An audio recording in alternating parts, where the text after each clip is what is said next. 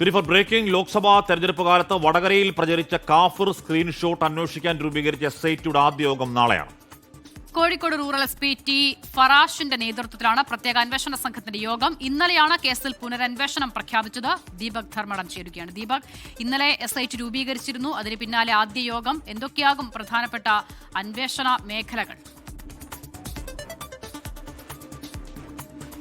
അജിത ഹാഷ്മി, ഒരു പാർലമെന്റ് തെരഞ്ഞെടുപ്പിൽ കേരളത്തിലാകെ കത്തിനിന്ന ഒരു വലിയ രാഷ്ട്രീയ വിവാദം. ആ വിവാദം അന്വേഷിച്ച് ഒടുവിൽ തെളിവൊന്നും കണ്ടെത്താതെ അത് അങ്ങനെ പോവുകയായിരുന്നു.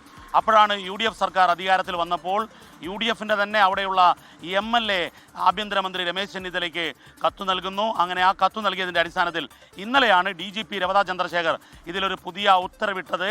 പ്രത്യേക അന്വേഷണ സംഘം SIT രൂപീകരിച്ചുകൊണ്ട് ജില്ലാ ക്രൈംബ്രാഞ്ച് DYSP നേതൃത്വത്തിലുള്ള ഒരു പ്രത്യേക 7-അംഗ അന്വേഷണ സംഘം രൂപീകരിച്ചു. 24 ആണ് ഈ വാർത്ത ബ്രേക്ക് ചെയ്യുന്നത്.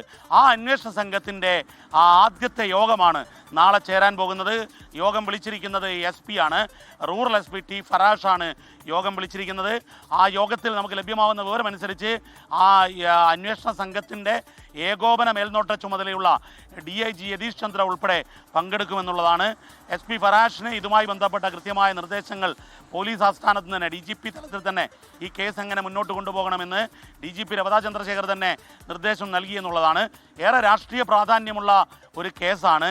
അതുകൊണ്ട് തന്നെ ആ നിലയിൽ അതിനെ അന്വേഷിച്ച് അതിൻ്റെ തെളിവിലേക്ക് കൊണ്ടുപോവുക, ഒരു പൊളിറ്റിക്കൽ മാൻഡേറ്റ് കിട്ടുന്ന അന്വേഷണം നടക്കണം, അത്തരത്തിൽ വസ്തുതകൾ കണ്ടെത്തണം എന്നുള്ളത് തന്നെയായിരിക്കും അന്വേഷണ സംഘത്തിൻ്റെ മുൻപിലുള്ള പ്രധാനപ്പെട്ട ലക്ഷ്യം. അതുകൊണ്ട് തന്നെ ഈ നാളത്തെ യോഗം നിർണായകമാണ്. ഇനി ആരിലേക്കൊക്കെ അതിൽ ആ അന്വേഷണം ഏറ്റവും കൂടുതൽ എത്തിക്കുന്നത് റിബേഷ് രാമകൃഷ്ണൻ എന്ന് പറയുന്ന ഒരു DYFI നേതാവും അധ്യാപകനും അധ്യാപക സംഘടനാ നേതാവിലൊക്കെയാണ്. അവിടെ മുതൽ എത്തിയിരുന്നില്ല. അത് തനിക്ക് എവിടെ നിന്ന് കിട്ടിയാണെന്ന് പറയാൻ മനസ്സില്ല എന്നായിരുന്നു റിബേഷിന്റെ പോലീസിനുള്ള വെളിപ്പെടുത്തൽ. പക്ഷേ റിബേഷിന്റെ ഫോണൊക്കെ പരിശോധിച്ചിട്ടുണ്ടോ എന്ന് ആരും അറിയില്ല. എന്തായാലും അവിടെ എത്തിയതോടുകൂടി അന്വേഷണം ഓൾമോസ്റ്റ് ഫ്രീസായി, ഡണ്ണായി. അപ്പോൾ അവിടെ നിന്ന് പിന്നിലേക്ക്, ഇപ്പോൾ അന്വേഷണം പിന്നിലേക്കാണല്ലോ, എവിടെ നിന്ന് കിട്ടിയെന്നാണ് അന്വേഷിക്കുക. അപ്പോൾ അവിടെ നിന്ന് റിബേഷിൽ നിന്നും പിന്നിലേക്ക് അന്വേഷണം പോകും എന്ന് കരുതണോ? ഈ നാള് കുറേയായി. അപ്പോൾ അന്വേഷണത്തിൽ പരിമിതികളൊക്കെ ഉണ്ടാവില്ലേ ദീപക്? ഈ ഒരു പ്രധാനപ്പെട്ട കാര്യം, സൈബർ തെളിവുകളിൽ നാളുകൾ ഒരു പ്രധാനപ്പെട്ട പ്രശ്നമല്ല എന്നുള്ളതാണ്. കാരണം ഒന്ന്, ഈ കേസിൽ CDR നേരത്തെ തന്നെ എടുത്തു കഴിഞ്ഞതാണ്. മറ്റൊന്ന്, ഇനിയിപ്പം അതിൽ അറിയേണ്ടത് ഇൻ്റർനെറ്റ് പ്രോട്ടോക്കോൾ റെക്കോർഡാണ്, അതായത് IPDR ആണ്. ഈ IPDR എടുത്തോ എന്നുള്ള കാര്യത്തിലാണ് ഒരു വ്യക്തത വരേണ്ടത്.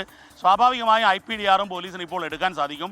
അപ്പോൾ ഈ ആഷ്മി പറഞ്ഞ ആ ഒരു അധ്യാപകനിൽ നിന്നും പുറകിലേക്ക് അന്വേഷണം നീങ്ങുമെന്ന സൂചന തന്നെയാണ് നമുക്ക് ഇന്നലെ മുതൽ ലഭിക്കുന്നത്. കാരണം ഇതൊരു രാഷ്ട്രീയമായി നേരിടുന്ന ഒരു കേസാണ്. അതുകൊണ്ട് തന്നെ ഒരു പൊളിറ്റിക്കൽ ലീഡർഷിപ്പിൻ്റെ തീരുമാനം ഈ കേസിന് പുറകിലുണ്ട്. അതുകൊണ്ട് തന്നെ പോലീസ് സ്വാഭാവികമായും പഴയപടി ആയിരിക്കില്ല അന്വേഷണം നടത്തുക. പുതിയ അന്വേഷണ സംഘത്തിന് ഇതൊരു രാഷ്ട്രീയമായി പൊളിറ്റിക്കൽ ലീഡർഷിപ്പിൻ്റെ ഒരു ഉത്തരവാദിത്തം നിറവേറ്റൽ കൂടിയാണ്. ആഭ്യന്തരമന്ത്രി രമേശ് ചെന്നിത്തലയ്ക്ക് നൽകിയ പരാതിയിലാണ് ഇത്തരത്തിലൊരു SIT രൂപീകരിക്കുന്നത് എന്നുള്ളത് കൊണ്ട് തന്നെ അത്തരമൊരു അന്വേഷണത്തിലേക്ക് കടന്നേക്കും എന്ന് വേണം നമുക്ക് കരുതാൻ. ആഷ്മി, ഓക്കെ.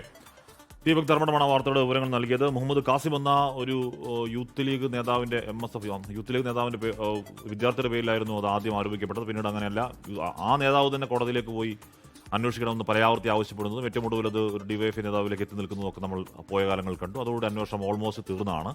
അപ്പോൾ ആ അന്വേഷണം അവിടുന്ന് കിക്ക് സ്റ്റാർട്ട് ചെയ്യുകയാണ്. എത്രത്തോളം മുന്നോട്ട് പോകുന്നു കാത്തിരുന്നതാണ് അല്ലേ?